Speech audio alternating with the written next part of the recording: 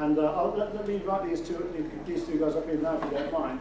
The two Team Racing Scholarship winners this year are, the first guy is Telitz, who's from Wisconsin, and Michai who's from Evanston, Illinois. So unusually, these two, they're both 22, but they're both relatively new in the sport. Aaron's done a fair bit of karting, and then the last 3 years he did Skip Barber Racing School, which is kind of like the Silverstone Racing School. They will. Introduce them. So he did the Skip Barber Racing School, similar to the Silverstone Racing School here. They have their own little polar opposite way to get into the sport. His first ever race in anything was in May this year. Michai, tell us how. Because you're from Chicago, or the area you're from is not exactly known for its motor racing heritage. nor is virtually Wisconsin. But from you, how do you get interested in the sport and get to where you are here? First of all, guys, thanks for letting us come and speak to you all. My story is it's really short. I've been saying it a lot lately. It's kind of like short and sweet in a way. My childhood dream since I was 2 years old. I was going to say since I was this tall, but I haven't gotten much. Bear with me on that. But my childhood dream was to become a race car driver. And I was like, if there's something that I'd love to absolutely do in life, that would be it. It took me 20-odd years to get to that point where I finally sat down in front of the computer and said how to become a race car driver. Skip Barber was there with the answer, and I participated in a shootout competition, which the winner would receive a fully paid for season. And it was about maybe 12 races in general for that summer. And through that, I was thankfully put in front of Jeremy, the Team USA scholarship. And he gratefully chose me, and I'm here, taking everything in stride. What's interesting is that the Skip Barber, the IndyCar Academy that he came through, is for people who've done nothing in the sport. It's kind of similar to the Nissan GT Academy on the PlayStation thing over here. But had you done any sim stuff before that even? No. No, right. So zero background, and he won this academy last year. And here he is 6 months later. How did you get on the Brand's hatch last weekend? Brand's hatch gave me a spanking, if I may say. It definitely let me know who was boss, so I didn't know hard feelings there. He had 2 incidents over the weekend. Yeah. And the 2 guys with whom he crashed had a combined age of 125.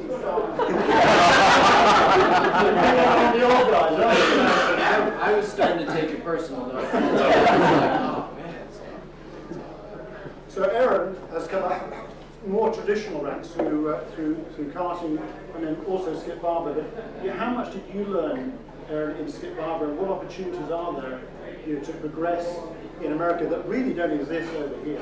Yeah, in Skip Barber, it's this awesome, basically program that allows you to do well and get rewarded for doing well. Where over here, you almost have to have pockets with money coming out of them almost all the time to go anywhere. Where Skip Barber has this scholarship system that allows you to keep moving up and moving on. And that's what I utilized to move up the ladder. That was last weekend. Really good. If we erase the final. Yeah. It's quite impressive to Yeah, it was. Everything was good up until the final. The car was good. Qualifying was great.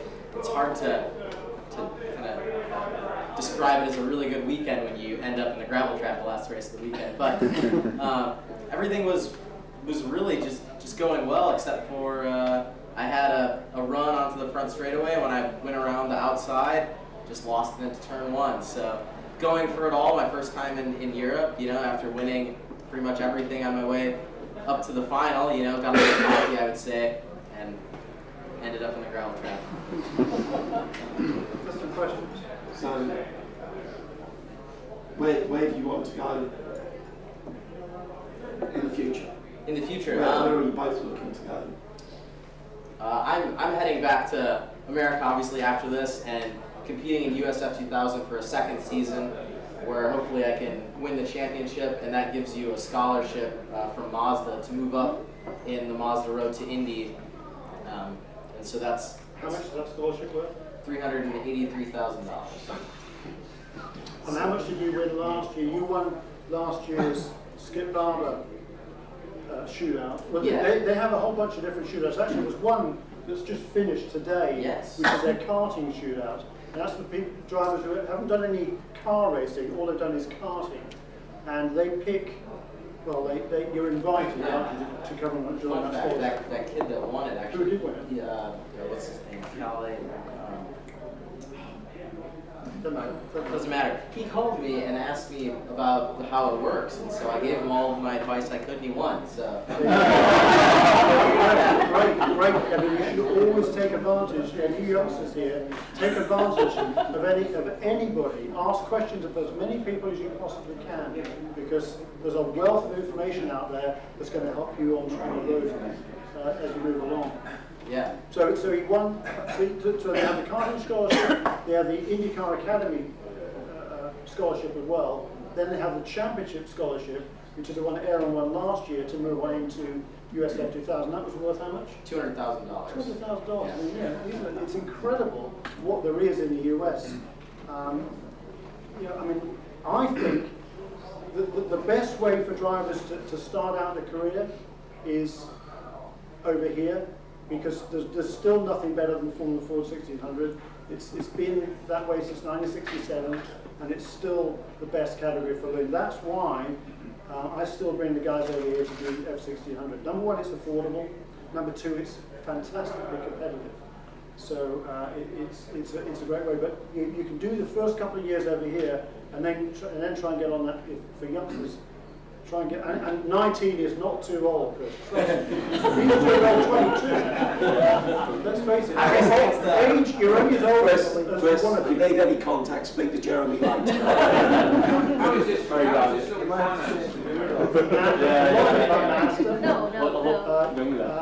Mazda has this Mazda Road to Indy, which the Skip Barber Championship is kind of an unofficial level of it. And then there's the Coupetage USF 2000 Championship powered by Mazda, which is basically F2000 cars, like that as was. And then the next up from that is Pro Mazda, which is sort of similar to Formula Renault, but with a Mazda rotary engine.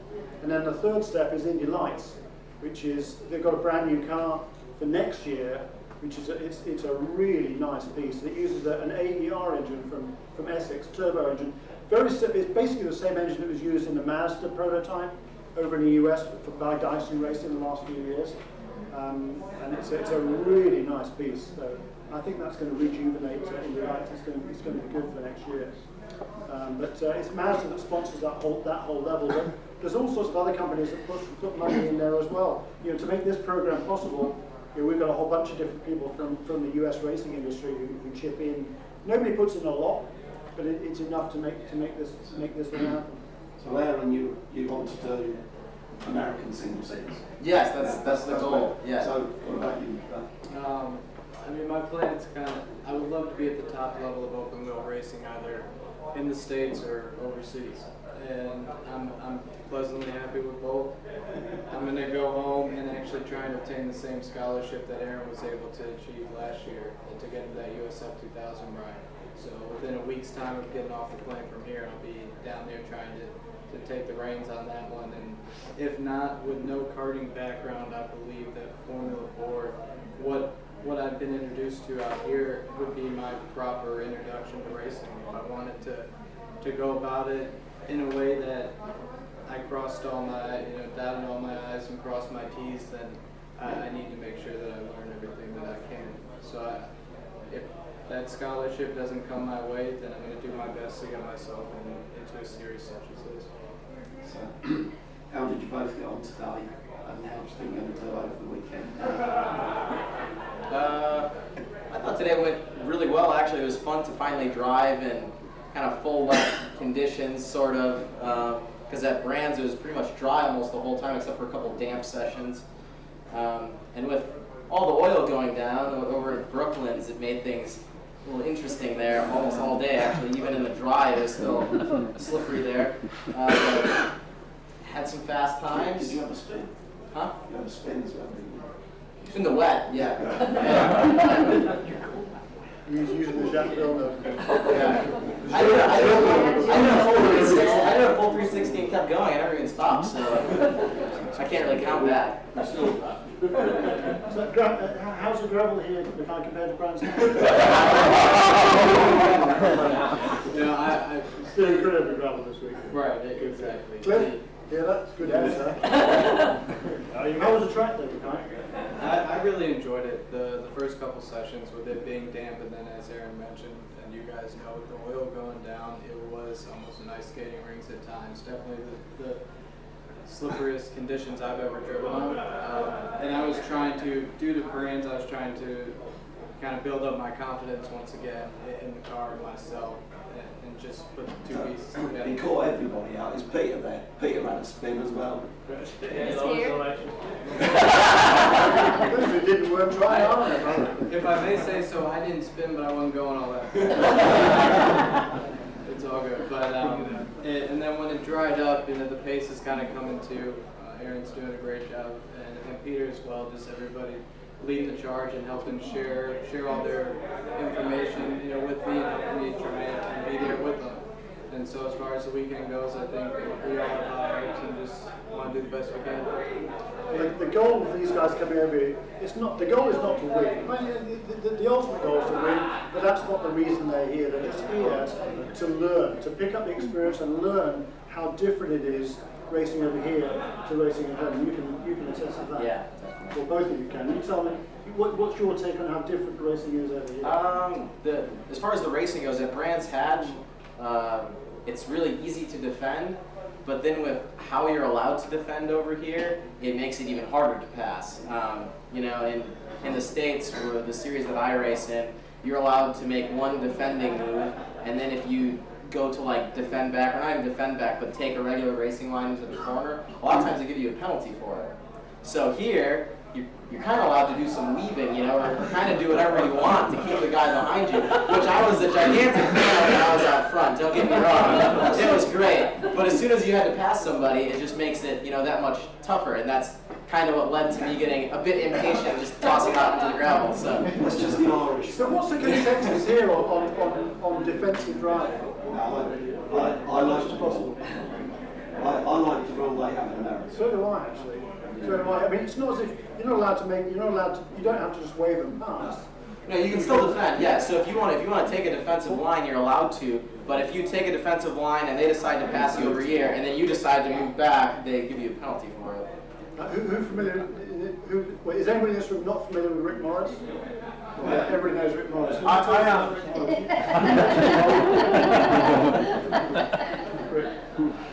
68-year-old Rick Morris. Excuse me, guys. So trying to put his name out of your mind. I know it was in here that I just kind of dropped it out.